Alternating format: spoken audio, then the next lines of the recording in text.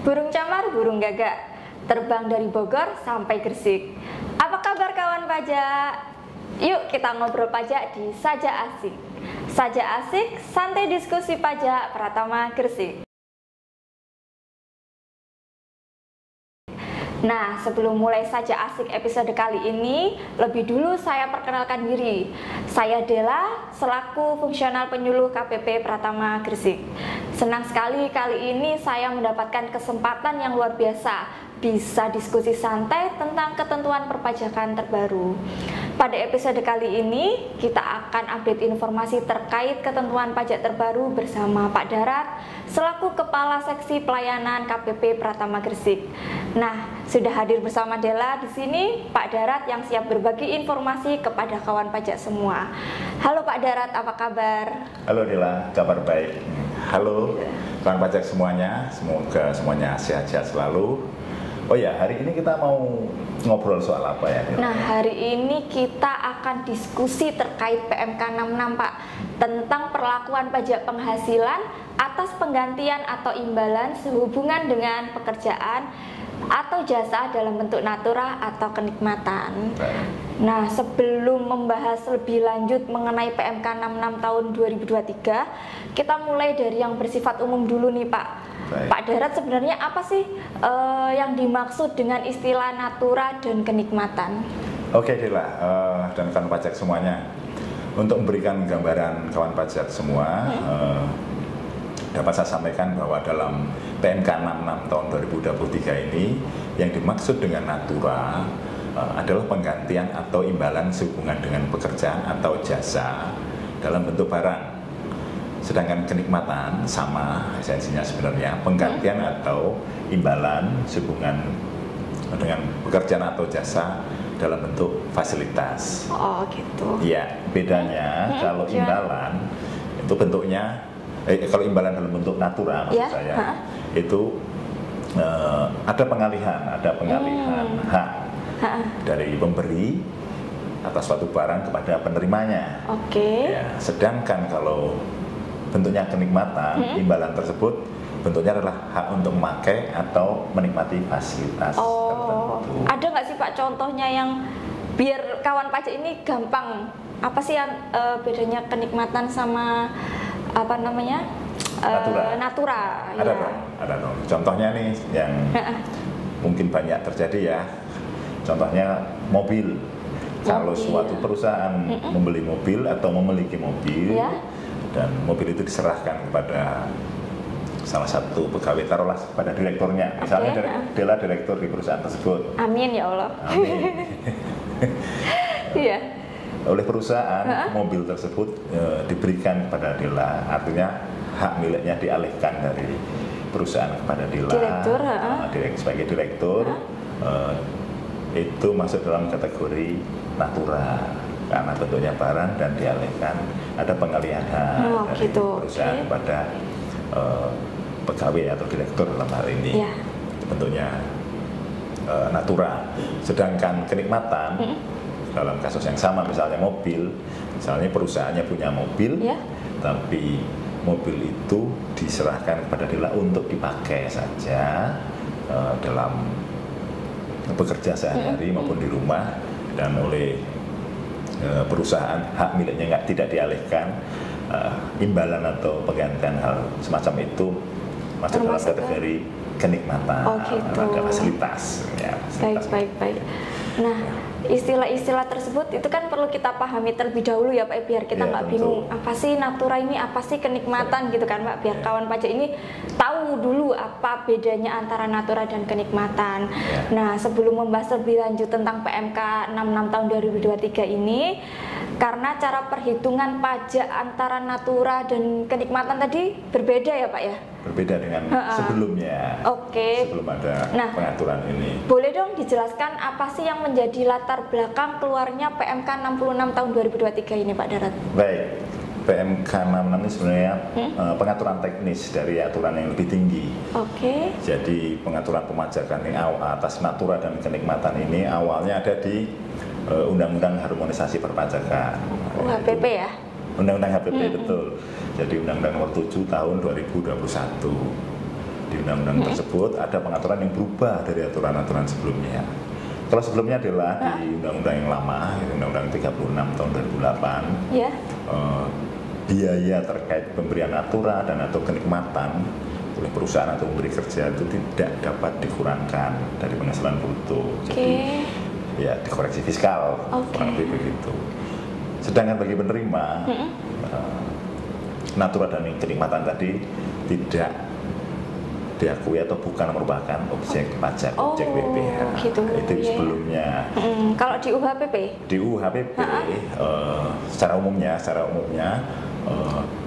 biaya terkait pemberian imbalan atau penggantian dalam bentuk naturan dan atau kenikmatan itu boleh bisa dibebankan oleh pemberi kerja untuk mengurangi penghasilan bruto, tapi ada syaratnya. Apa itu syaratnya? Syaratnya sepanjang memenuhi 3M. Yaitu, apa itu Pak 3M?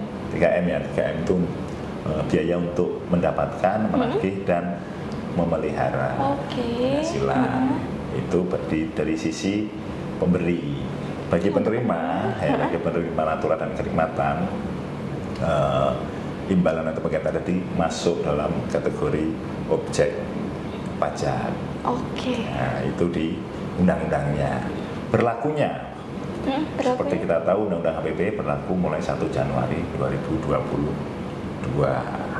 Dari undang-undang itu kemudian ada pengaturan lagi dengan peraturan pemerintah PP nomor 55 tahun 2022, baru turun lagi ke PMK 66 ini. Betul, PMK 66 tahun 2023. Harapan dengan diterbitkan aturan ini adalah peningkatan kesejahteraan bagi salah satunya peningkatan kesejahteraan bagi pegawai atau penerima natura dan kenikmatan. Jadi untuk mendorong pemberi kerja agar memberikan insentif atau istilah asingnya mungkin fringe benefit bagi pegawai dalam bentuk natura dan kenikmatan, karena pemberi kerja bisa dibebankan sebagai biaya. Itulah kurang latar belakangnya. Gitu. Jadi itu tadi latar belakang adanya PMK 66 tahun 2023. Lalu nih Pak, untuk ruang lingkupnya PPh atas penggantian atau imbalan dalam bentuk natura atau kenikmatan ini dikenakan kepada siapa aja ya Pak ya? Nah, untuk hal ini ada dua. Ada dua. Yang pertama, penggantian atau imbalan ini, natura dan kenikmatan ini yang diberikan dalam rangka sehubungan dengan pekerjaan. Jadi antara pemberi kerja dan pegawai. Pemberi kerja dan pegawai. Seperti dicontohkan di atas tadi itu masuk kategori yang ini, pemberi kerja dan pegawai. Tapi di luar itu ada juga yang bukan dalam hubungan dalam pekerjaan. Apa itu, jadi Pak? antara dua wajib pajak misalkan nggak terikat hubungan pegawai dan perusahaan, pemberi kerja satu memberikan jasa atau supplier atau sebagai vendor gitu, dia masuk juga dalam kategori ini. Ada nggak contohnya yang biar kawan pajak ini bisa ini toh maksudnya gitu Pak? Ada dong. Ada. Boleh dong dikasih tahu kan Pak? Contohnya Dela saja ya buat contoh ya. Boleh. Dela lagi nggak apa-apa. Kalau contohnya bagus-bagus nggak apa-apa kok Pak. Bagus, pasti bagus. Misalnya Dela adalah seorang atlet profesional. Amin. Atlet tenis profesional. Amin ya. Yang berprestasi. Atlet profesional berprestasi, punya akun sosmed yang banyak followernya karena mungkin selain penampilannya bagus, terus seperti sekarang kan orang suka kalau penampilan di lapangan bagus, di luar lapangan juga bisa jadi idola lah buat anak-anak muda gitu. Jadi menarik perhatian suatu perusahaan atau pemilik merek tertentu alat olahraga tenis oleh perusahaan alat tenis tadi, dia diminta untuk mengendorse produk-produk mereka, misalnya gitu kan. Tapi imbalan atau penggantian yang diberikan kepada Dela karena mengendorse tadi bentuknya bukan uang, bentuknya adalah barang, misalkan satu set perlengkapan olahraga tenis mulai dari sepatu, baju dan raketnya. Jadi dari Dela endorse tadi produknya suatu. Atas tadi imbalan dalam bentuk barang satu set perlengkapan olahraga tadi itu merupakan objek PPh bagi Dela, tapi bisa dibebankan oleh perusahaan perusahaan alat olahraga tadi. Itu masuk dalam kategori imbalan hubungan dengan jasa. Oke. Gitu. Jadi intinya perlu diingat bahwa ada dua tadi, selain hubungan pekerjaan juga ada yang terkait di luar itu, yaitu terkait jasa yang diberikan, seperti contoh Dela sebagai atlet tadi. Siap.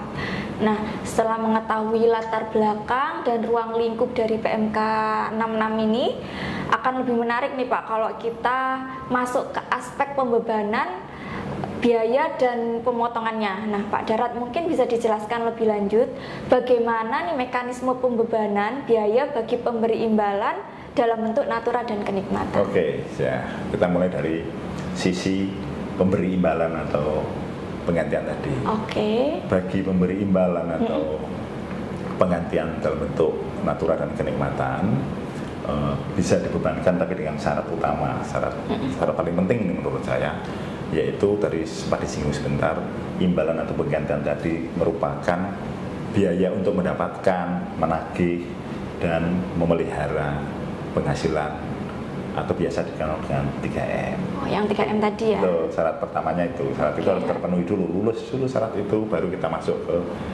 teknis berikutnya. Selanjutnya. Ya, jadi teknis pembebanannya dalam hal pengeluaran itu atau biaya kenikmatan dan atau natura tadi memiliki masa manfaat lebih dari 1 tahun. Mekanisme pembebanannya melalui penyusutan atau amortisasi. Kalau barang ya nanti penyusutan, kalau bukan barang ya amortisasi. Yang selanjutnya untuk pengeluaran untuk biaya natura atau kenikmatan yang memiliki masa manfaat 1 tahun, ya tadi di atas 1 tahun, yang ini 1 tahun, dibebankan pada tahun terjadinya pengeluaran. Selanjutnya, kewajiban selanjutnya bagi pemberi kerja adalah melaporkan penggantian tadi dalam SPT tahunan. Oh, tetap harus ada itu ya, laporan di SPT ya Pak ya? Ya. Oke, nah apakah semua pemberian dalam bentuk natura dan atau kenikmatan itu tadi menjadi objek pajak penghasilan Pak Darat? Ya, bagus Dela menanyakan ini. Jadi tadi secara umum memang objek BPH bagi yang menerima, tapi di PMK ini juga disebutin ada beberapa, bukan beberapa, 5 lebih tepatnya lagi, 5 imbalan atau penggantian dalam bentuk natura dan kenikmatan yang bukan merupakan objek, tidak kena pajak gitu istilahnya. Berarti ada yang dikecualikan. Kalau boleh Dela dikasih tahu nih Pak Darat, apa aja nih yang dikecualikan dari natura dan kenikmatan objek pajak penghasilan ini? Nah, boleh kita mulai dulu ya. Yang pertama adalah pemberian makanan, bahan makanan, bahan minuman dan atau minuman bagi seluruh pegawai.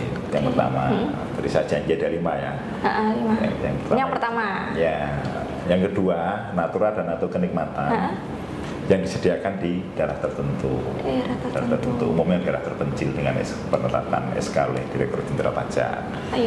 Yang ketiga, natura dan atau kenikmatan yang harus disediakan oleh pemberi kerja dalam pelaksanaan pekerjaan. Nanti akan saya kasih review sedikit-sedikit. Nah, itu. Yang keempat, natura atau kenikmatan yang dibebankan atau dibiayai dari APBN, APBD maupun belanja desa. Nah, yang terakhir, natura dan atau kenikmatan dengan jenis dan batasan tertentu. Nanti ada natura tertentu yang jumlahnya sekian, itu tidak tadi kan sebagai objek. Oh gitu. Nah, tadi Pak Darat jelaskan untuk makanan, bahan minuman dan atau minuman bagi seluruh pegawai itu kan meliputi apa aja, biar kawan pajak ini tahu. Tadi kan katanya mau disinggung nih, meliputi apa aja nih. Saya review sedikit ya. Contoh bahan makanan, bahan minuman dan atau minuman bagi seluruh pegawai itu meliputi makanan dan atau minuman yang disediakan oleh pemberi kerja di tempat kerja. Jadi misalkan suatu pabrik besar gitu, dia menyediakan makan dan minum di kantin untuk seluruh pegawainya biar nggak kemana-mana. Itu masuk kategori ini. Selain itu juga ada, karena biar adil juga masuk dalam kategori ini adalah kupon makanan dan atau minuman bagi pegawai yang karena sifat pekerjaannya dia tidak bisa berada di tempat kerja, gitu. Misalnya di bagian pemasaran, karena dia harus sering-sering keluar di luar kantor ya. Betul, kan biasanya untuk keperluan makan bisa dapat tunjangan, bisa dapat kupon makan, itu masuk kategori ini. Terus yang ketiga, bahan makanan dan atau minuman bagi seluruh pegawai dengan batasan nilai tertentu, ada batasannya. Batasannya ada nanti pembahasan sendiri. Oke, ada batasan. Berarti nggak semuanya itu di ini ya Pak ya. Terus nggak pol-polan, kalau kegedean sekali juga. Nah itu maksudnya. Juga nggak. Jadi ada batasan lah pokoknya ada, ya. Nah, kalau tadi itu yang termasuk makanan, bahan minuman ya Pak ya. Tadi kan juga dijelaskan nih sama Pak Darat, ada natura dan atau kenikmatan yang disediakan di daerah tertentu, dan natura dan atau kenikmatan yang harus disediakan oleh pemberi kerja dalam pelaksanaan pekerjaan. Nah, kalau yang ini boleh dijelaskan nih, apa sih yang termasuk yang disediakan di daerah tertentu dan apa aja yang termasuk disediakan oleh pemberi kerja dalam pelaksanaan pekerjaan. Ya, yang pertama dulu yang daerah tertentu ya. Yang daerah tertentu. Ya, natura dan atau kenikmatan di daerah tertentu ini meliputi sarana, prasarana dan atau fasilitas di lokasi kerja untuk pegawai dan keluarganya. Bisa berupa tempat tinggal, tempat tinggal termasuk perumahan, layanan kesehatan, yang kebutuhan mendasar lah, layanan kesehatan, pendidikan, tempat ibadat, pengangkutan atau transportasi, dan juga olahraga. Tapi perlu dicatat adalah olahraganya nggak semuanya bisa. Oh nggak semua, apa aja yang dikecualikan? Yang nggak masuk dikecualikan tuh misalnya nih contohnya untuk pacuan, seingat saya ya ini golf, pacuan kuda, balap motor, balap perahu bermotor, terus terbang layang dan olahraga otomotif. Itu yang tidak termasuk ya? Olahraga yang tidak termasuk. Fasilitas olahraga tidak dikecualikan. Tapi lagi ada syaratnya, sepanjang lokasi itu lokasi usahanya itu mendapatkan penetapan daerah tertentu oleh Dirjen Pajak. Tetap ada ini ya, pengaturan lebih lanjutnya ya, harus dipenuhi. Biasanya di daerah terpencil, daerah tambang, umumnya ya, daerah tambang, perkebunan, daerah-daerah terpencil yang sebenarnya potensi ekonominya bagus tapi fasilitasnya nggak ada dan harus disediakan pemberi kerja. Terus mereka mengajukan permohonan dan disetujui oleh Dirjen Pajak, mereka akan mendapatkan SK tersebut. Tadi pertanyaan yang kedua yang dengan pelaksanaan pekerjaan pemberi kerja dalam pelaksanaan pekerjaan. Jadi ada natura dan kenikmatan yang diberikan oleh pemberi kerja dalam pelaksanaan pekerjaan itu juga dikecualikan sebagai objek. Karena biasanya ada pengaturan-pengaturan di kementerian atau lembaga yang mensyaratkan pemberi kerja untuk memberikan misalnya nih natura atau kenikmatan yang namanya natura atau kenikmatan yang sifatnya wajib demi keselamatannya.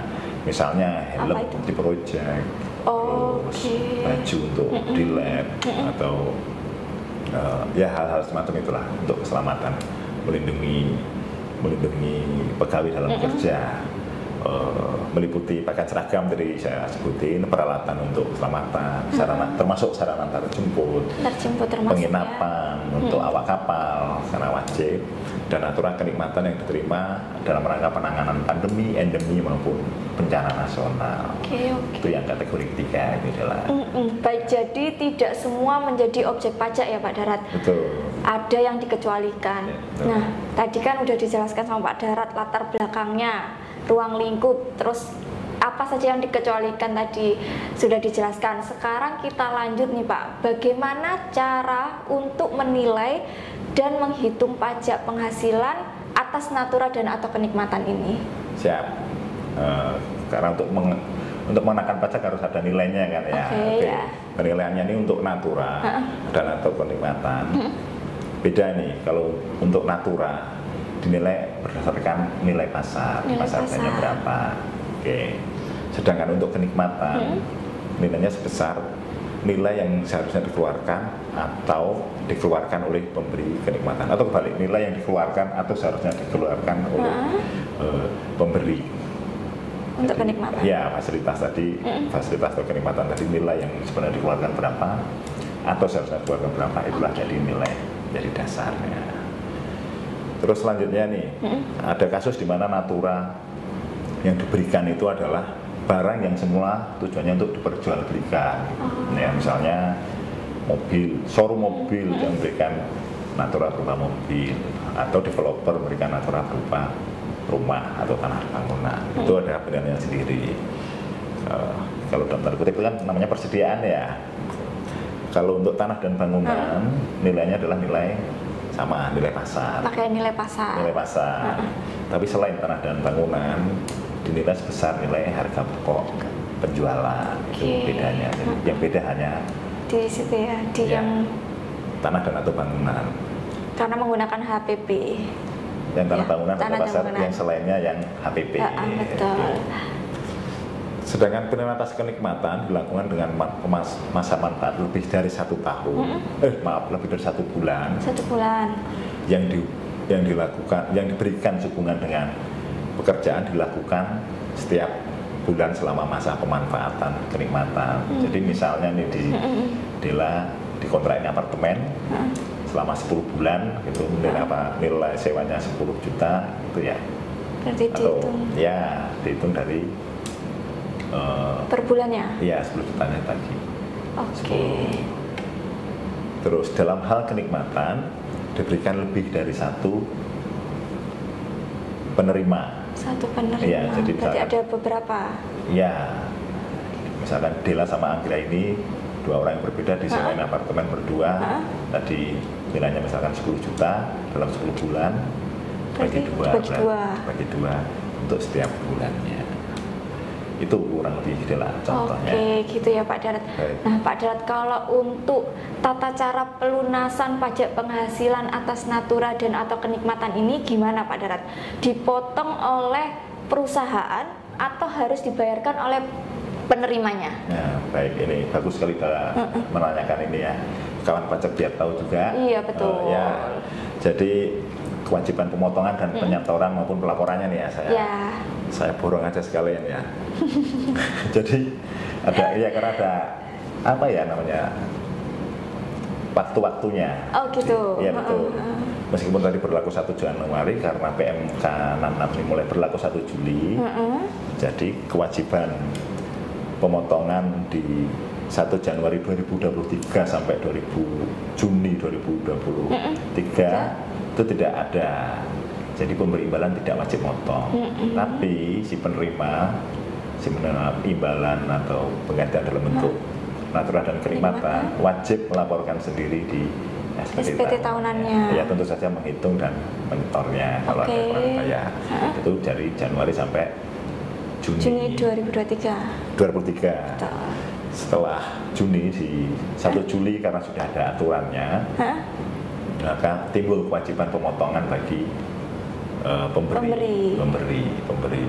Jadi mulai 1 Juli wajib motong pajak yang terutang kalau memberikan penggantian atau imbalan sehubungan dengan pekerjaan maupun jasa dalam bentuk natura atau kenikmatan.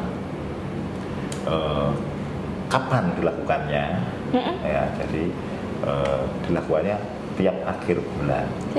Akhir bulan kapan natura atau kenikmatan itu diberikan itu ya periodenya begitu. Sepertinya itu sudah lumayan inilah ya. Mungkin udah ada informasi yang bisa diterima oleh kawan pajak terkait PMK 66 tahun 2023 ini. Luar biasa.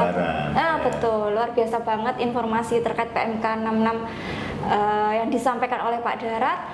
Beberapa poin nih Pak yang bisa disimpulkan dari episode kali ini. Mungkin pertama, berdasarkan Undang-Undang Harmonisasi Peraturan Perpajakan, pemberian natura dan atau kenikmatan merupakan objek pajak penghasilan bagi penerimanya. Kemudian, pihak pemberi natura dan atau kenikmatan dapat membiayakan pemberian natura dan atau kenikmatan sepanjang pemberian tersebut sesuai dengan prinsip 3M, menagih, mendapatkan, dan memelihara penghasilan. Kemudian pihak penerima natura dan atau pihak pemberi natura dan atau kenikmatan memiliki kewajiban memotong pajak penghasilan atas natura dan atau kenikmatan mulai 1 Juli 2023 ya Pak Darat ya. Selanjutnya, pajak penghasilan atas natura dan atau kenikmatan yang diterima pada bulan Januari sampai dengan Juni tahun 2023 itu dihitung dan dibayarkan sendiri oleh penerima natura dan atau kenikmatan. Betul begitu Pak Darat? Betul, persis. Oke, terima kasih banyak Pak Darat atas informasi yang disampaikan. Semoga informasi ini dapat bermanfaat bagi kawan pajak semua dan kita semua. Dan untuk penonton setia Pajak Asik, jangan lupa untuk like dan subscribe. Bagi kawan pajak yang memiliki pertanyaan, masukan, atau ide untuk episode kita selanjutnya, mau bahas apa, boleh banget kawan pajak bisa sampaikan di kolom komentar. Jangan lupa juga untuk follow akun medsos KPP Pratama Gresik untuk mengetahui update informasi dan kegiatan-kegiatan KPP Pratama Gresik. Selesai sudah Saja Asik episode kali ini. Makan nasi kerawu bersama-sama. Sampai ketemu di episode selanjutnya. Saja Asik, santai diskusi pajak Pratama Gresik. Pajak kuat, Indonesia maju.